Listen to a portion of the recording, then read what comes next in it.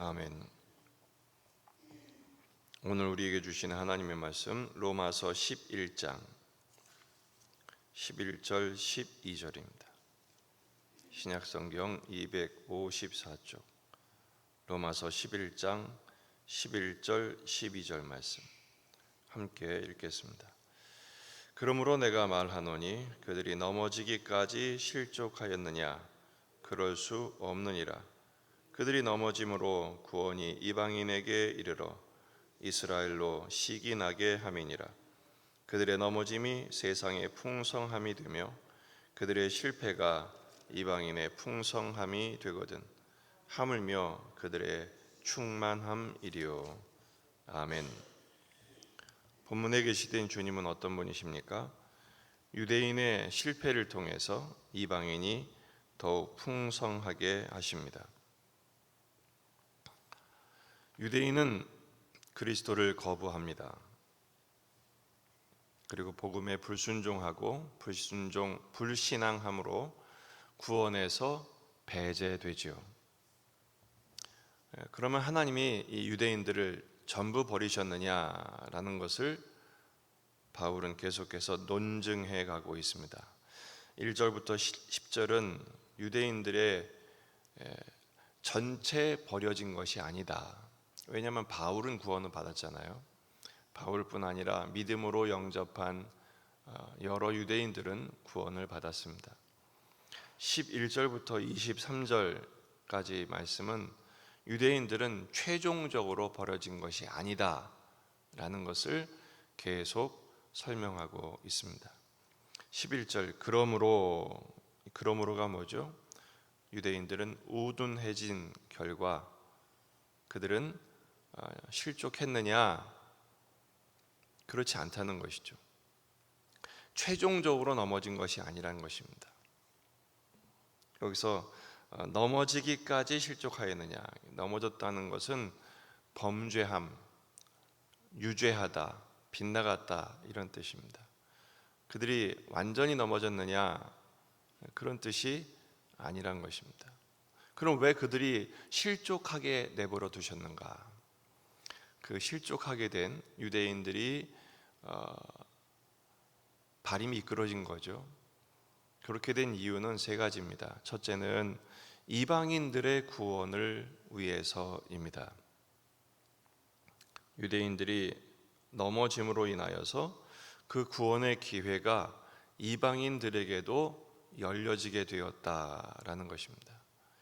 마태복음 21장 43절 그러므로 내가 너희에게 이르노니 하나님의 나라를 너희는 빼앗기고 유대인들이죠. 그 나라의 열매 맺는 백성이 받으리라. 예수님을 믿어 구원을 받게 된 이방인들을 의미합니다.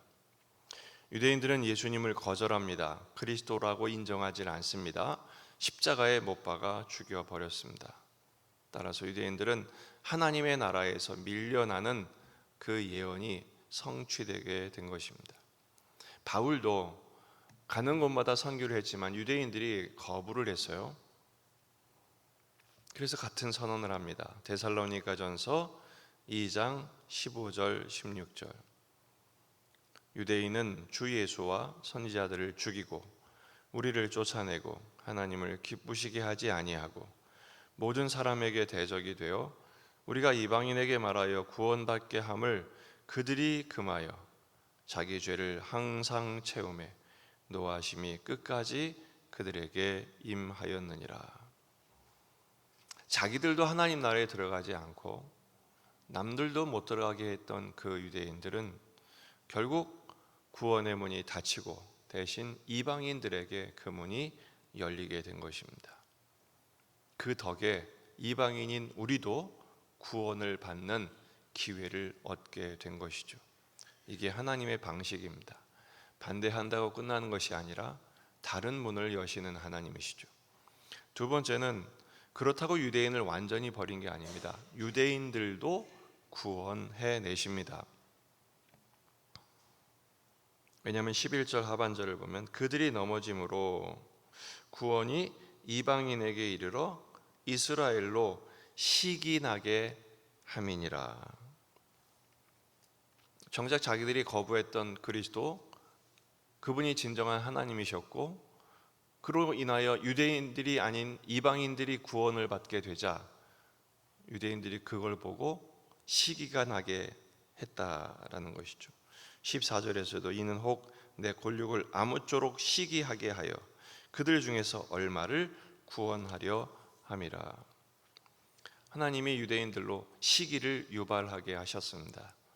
왜냐하면 이방인들이 도리어 구원을 받고 그들이 하나님의 복을 받게 되니까 유대인들이 그것으로 자극받아 하나님께 돌아오게 하기를 기대하신 것이죠.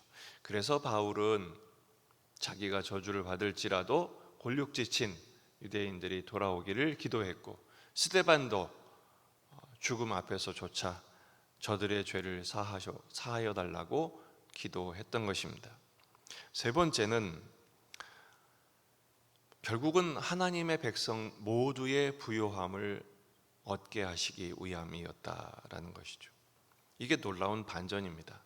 유대인들이 넘어진 것은 그로 인해서 하나님의 역사가 실패한 것이 아니라 오히려 이방인들도 구원을 받고 온 세상이 풍성하게 하시기 위한 하나님의 놀라운 섭리였다라는 것입니다. 12절 그들의 넘어짐이 세상의 풍성함이 되며, 이 그들은 유대인입니다.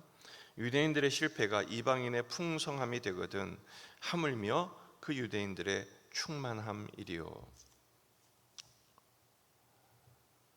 유대인들의 넘어짐이 온 세상이 더욱 부유하게 되는, 유대인들의 실패가 이방인들이 오히려 부유하게 되는 하나님의 방식이 되었다라는 것입니다.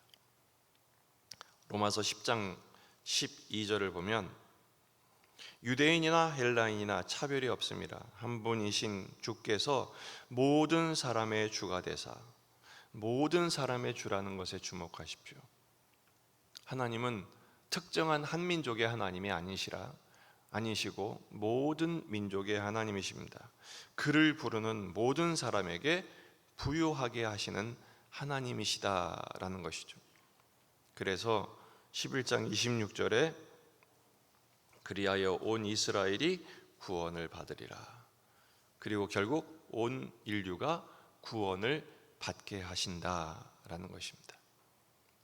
여러분, 하나님의 능력이 무엇입니까?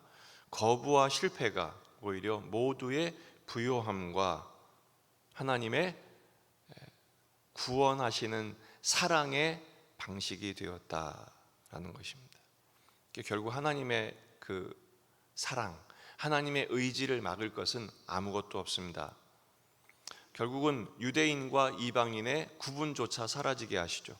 복음 안에서 모두가 풍성하게 하는 것입니다. 우리는 자꾸 선을 긋죠. 내 편, 네 편, 내 사람, 내 사람 아닌 사람. 그래서 자꾸 자기 팔 안에 들어오는 사람만 자기 편인 것처럼 유대인들의 그 방식을 우리는 벗어나지를 못합니다. 가난한 것입니다. 실력 없는 것입니다. 하나님의 능력이 무엇입니까? 모두를 품어내시는 것이죠. 복음의 실체가 무엇입니까? 모두를 부요하게 하시는 것입니다. 오늘 말씀을 통해서 우리는 두 가지 질문을 해야 합니다. 첫째, 나는 이 복음의 부요함을 누리고 있는가? 이방인인 우리가 유대인들의 거부 때문에 오히려 구원을 받지 않았습니까? 그 구원과 은혜의 풍성함과 부요함, 충만함에 우리를 불러주셨어요. 그러면 우리가 그 복음의 능력을 확신해야죠. 그리고 감사와 순종으로 복음을 누리셔야 합니다. 가난하게 살지 마십시오. 가난함은 형편에 있지 않습니다. 마음이 가난하면 억만금을 가져도 거지같이 사는 인생들이 얼마나 많은지 모릅니다. 비록 우리의 소유는 넉넉치 않아도 복음 안에서 우리는 부유해진 하나님의 자녀가 되었음을 믿으시기 바랍니다. 뭐가 부유함입니까? 어떤 일이 있어도 낙심하지 않습니다. 의심하지 않고 원망 불평 대신에 오히려 감사와 찬양을 받아내시는 그 하나님의 능력을 누리는 것입니다. 확신하는 것입니다. 두 번째는 이 복음의 능력을 자랑하고 있느냐, 증거하고 있느냐라는 것입니다. 결코 실패함이 없으신 하나님의 사랑, 하나님의 복음을 우리도 누릴 뿐 아니라 증거하셔야 합니다. 마치 무에서 유를 창조해내듯이 모든 실패에서 오히려 풍성함과 부요함과 충만함을 만들어내시는 그 복음을 자랑하십시오. 알량한 내 소유와 내 성취와 내 능력을 자랑하는 것이 아니라 그리스도의 복음을 자랑하는 것입니다. 하나님의 그 능력과 사랑을 증거하는 것이죠.